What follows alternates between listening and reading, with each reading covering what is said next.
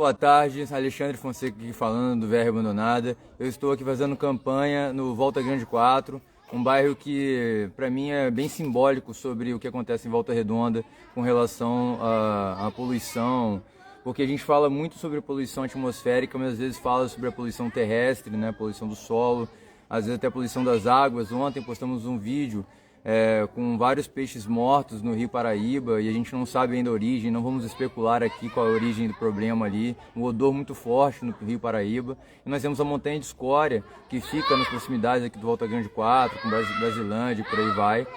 E eu resolvi fazer aqui um pequeno relato sobre a história do Volta Grande 4, que muitos de Volta Redonda não sabem, e eu acredito que a ideia da CSN, inclusive, era que essa história fosse esquecida.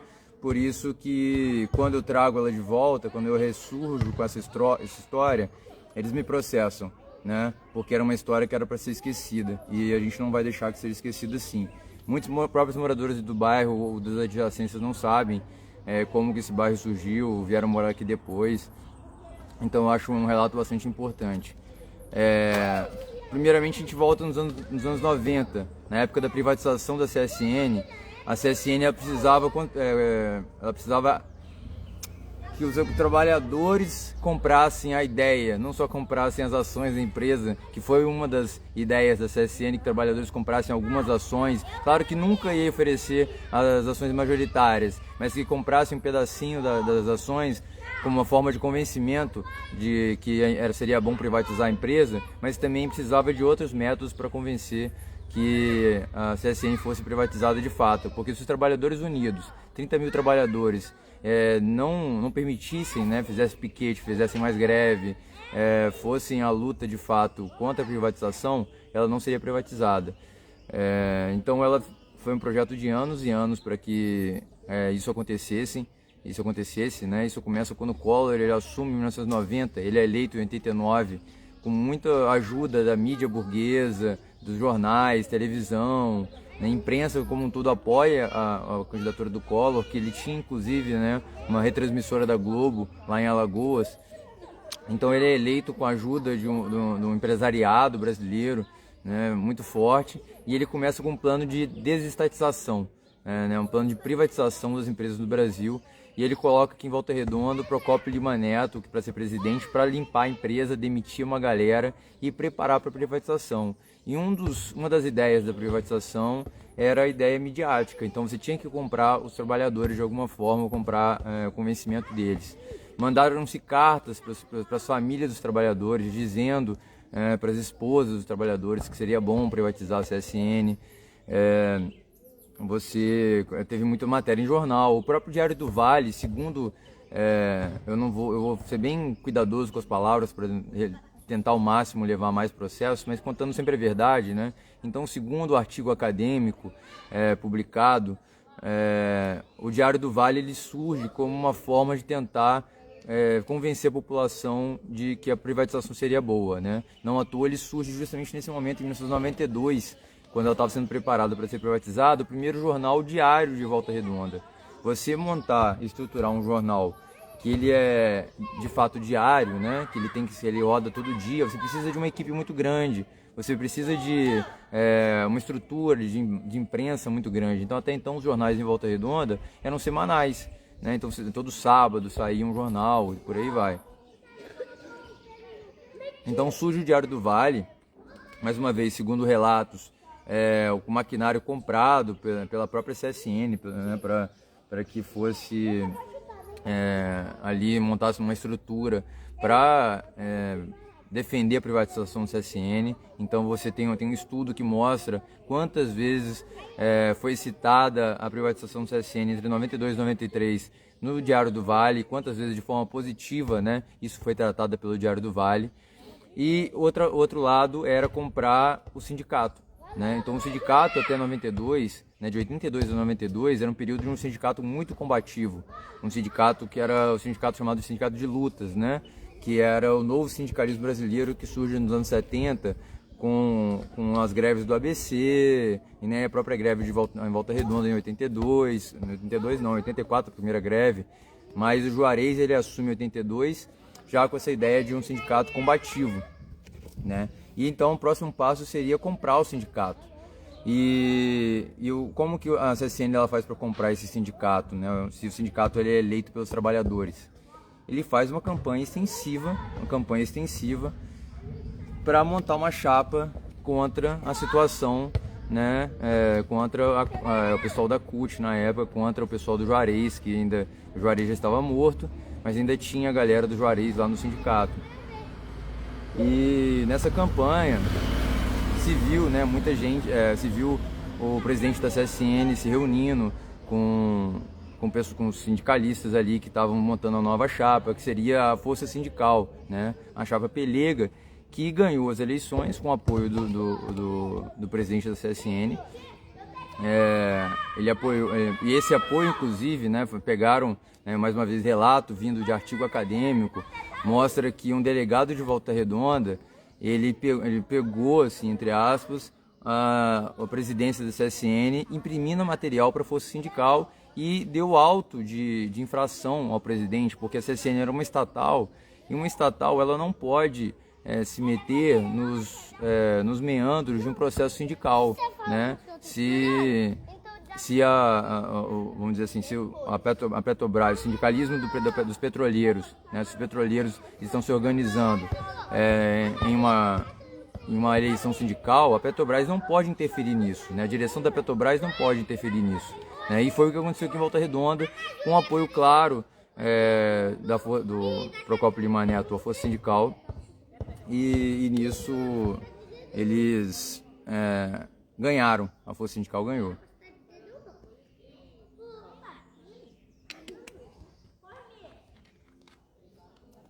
E nisso, uma das outras promessas era a formação de bairros, novos bairros, né? E um desses bairros era o Volta Grande 4, era o Vila Rica e o Volta Grande 4. O Vila Rica ia uma população mais classe média, que trabalhava no CSN, os dois eram para trabalhadores do CSN, né? O Vila Rica para uma população de mais classe média e a população de uma classe mais baixa, né, de trabalhadores mais peões, mais chão de fábrica, vieram para o Volta Grande 4, né? E a gente, alguns geólogos chamam de zona de sacrifício, né? Zona de sacrifício ou racismo ambiental. Assim, tem um estúdio, né, que a população que veio para cá é uma população mais empobrecida, mais enegrecida do que foi, por exemplo, para o Vila Rica ou para outros bairros. E não à toa, esse lugar aqui, ele era utilizado antes de virar bairro para depósito de resíduos químicos. Isso era notório, isso era sabido. Então, entre 1993 e 1999, a CSN utilizou o espaço hoje chamado de Volta Grande 4 para depósito desses resíduos químicos, né?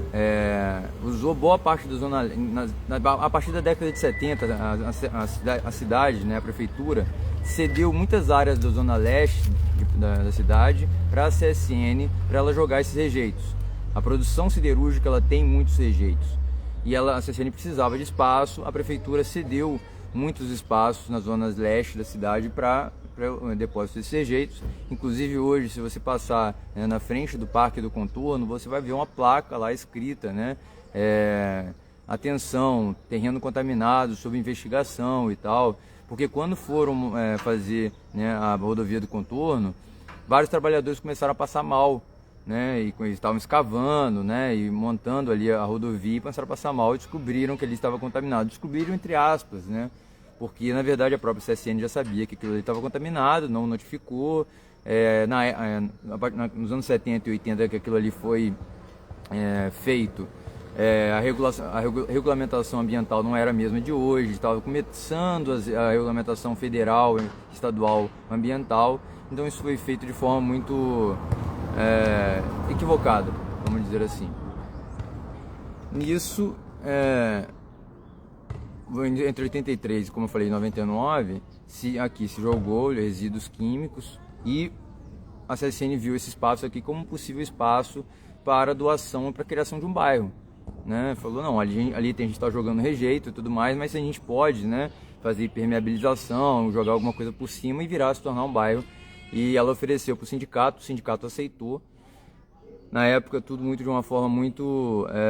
também a gente sabe, né? Muita gente se pergunta até hoje em dia, mas não consegue acreditar, né? Por que fizeram isso, né? Não é possível que esteja contaminado.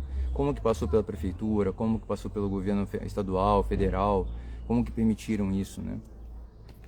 Aí é uma sequência de erros, sequência de motivos, né? Política, dinheiro e várias coisas entraram no meio aí, né?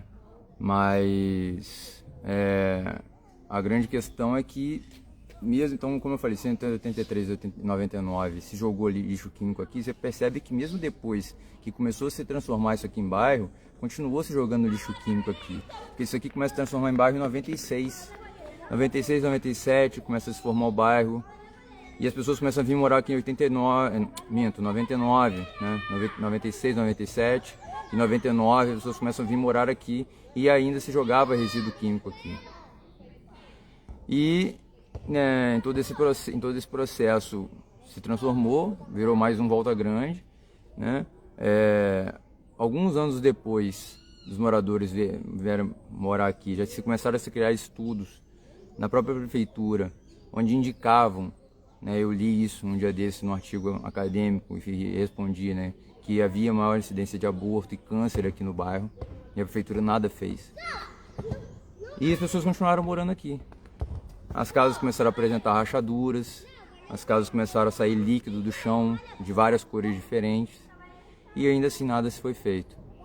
Isso se torna escândalo em 2012, 2013, quando de fato a parada chega a um nível absurdo e que tem que demolir, né? A Defesa Civil manda demolir diversas casas e se cria uma praça, né, onde eram suas casas, e manda essas famílias embora. Na verdade, o Ministério Público pede que 700 pessoas sejam retiradas do local, acaba que nada vai para frente, isso em 2012, 2013, e nada se faz, nada se fez, né? Então vira uma briga de discurso, a CCN diz que isso aqui tá tudo tranquilo, tá habitável, não tem problema, mas até hoje você tem placas aqui no bairro que dizem que você não pode plantar, que você não pode fazer poço artesiano, você não pode tirar nada do solo para você consumir, e você tem que ter cuidado ao andar no solo.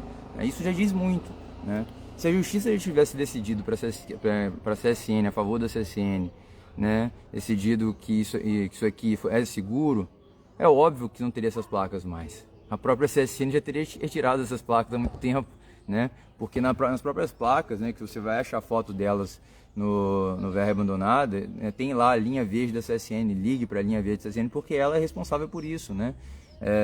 Quando isso não foi licenciado devidamente, esse espaço, quando foi jogado esses lixos tóxicos, né, era para ser tudo. Quando começou em 83, a ideia da licença inicial era para que fosse uma licença temporária para remover. Então você joga um lixo químico aqui, fica por 3 anos, você junta aquilo tudo, remove e dá um outro destino. Era tipo uma parada temporária, como o próprio pátio de escória, que a gente vê que tem 30 metros, também era para ser temporário. Como não houve fiscalização, continuou. Aqui é a mesma coisa. Então, assim, mas como eu ainda sempre falo, o maior fato notório de que existe um problema claro aqui de contaminação é que as placas continuam, né? As investigações continuam, algumas foram fechadas, encerradas por problemas burocráticos, já não se sabe mais quem responsabilizar. A própria CSN era uma transição entre estatal e privada, mas ao mesmo tempo existem ações civis públicas ainda contra a CSN com relação a isso aqui. Existe um processo CSN criminal contra mim com relação a isso daqui, mas principalmente a preocupação dos moradores que moram aqui, e a gente vai ver o resultado daqui a 10, 15, 20 anos, quando a gente vê daqui a pouco segunda, terceira geração de moradores aqui. Nossa briga é para que a prefeitura faça estudos imediatamente sobre epidemiológico aqui no Volta Grande 4. A Fiocruz tentou fazer isso, mas não conseguiu que o estudo fosse para frente por falta de financiamento, falta de ajuda da prefeitura e outros fatores. Ela tem alguns dados sobre isso, só que ainda não consegue divulgar. E a gente tem a proposta que a prefeitura faça imediatamente um estudo epidemiológico para saber se há realmente um risco sobre, primeiro, como está a saúde dos moradores daqui, e se há um risco real, né? A CSN contrata o estudo dela, o estudo dela diz que está sempre tudo muito bem. Quando o Ministério Público vai fazer um estudo próprio, fala que está tudo muito mal. E estudos independentes de acadêmicos, né? A dissertação, tese de doutorado sobre isso daqui, que mostram que o terreno tem índices elevados de diversos metais pesados. Eu já publiquei sobre isso, né? Tá lá, fizeram teste, cádmio, eu não vou citar aqui exatamente quais são os elementos, mas estão em níveis elevados. Se estão em níveis elevados, alguma coisa tem que ser feita, né? Então nós queremos saber a saúde da população, isso é imprescindível para a gente, e uma luta clara nossa do VR Abandonada, que se relaciona com todas as outras lutas ambientais aqui em Volta Redonda. Volta Redonda é um caso ambiental que deveria ser internacional, não só pela questão poluição atmosférica, como a gente sempre cita, mais uma vez, terrestre, da água, do sol, na verdade, Volta Redonda é a terceira cidade com mais terreno contaminado de todo o estado do Rio de Janeiro, né? Para você ter uma noção de como nós temos terreno contaminado, né? Aqui na divisa, né, em Barra Mansa, por causa da CSN, ou indiretamente, ela tenta se livrar, né? Ela diz que é indiretamente por causa dela, mas uma empresa que ela contratou e alugou um espaço para tratar os seus rejeitos químicos, e depois que foi fechada essa empresa, crianças entraram lá e uma delas morreu contaminada em Barra Mansa, um terreno usado indiretamente pela CSN, né? E agora, 20 anos depois, foi condenada em primeira instância. Há muitos fatos, há muitos problemas, e a gente está aqui para fazer esse debate, fazer essa conscientização, e por hoje é só. Quero pedir a força da galera na campanha, é uma campanha militante, a gente tem feito na base da luta, do suor. E 5123, 5123 na urna, compartilhe com a galera, 5123, quem você vai votar? 5123, mantenha na mente, 5123, para não esquecer 5123. Eu vou lançar até um desafio, né? Me fale rapidamente, quem são 5 vereadores hoje na Câmara? Para você ano que vem não esquecer de pelo menos um desses vereadores, vote 5123 que você vai sempre lembrar. Beleza, é isso.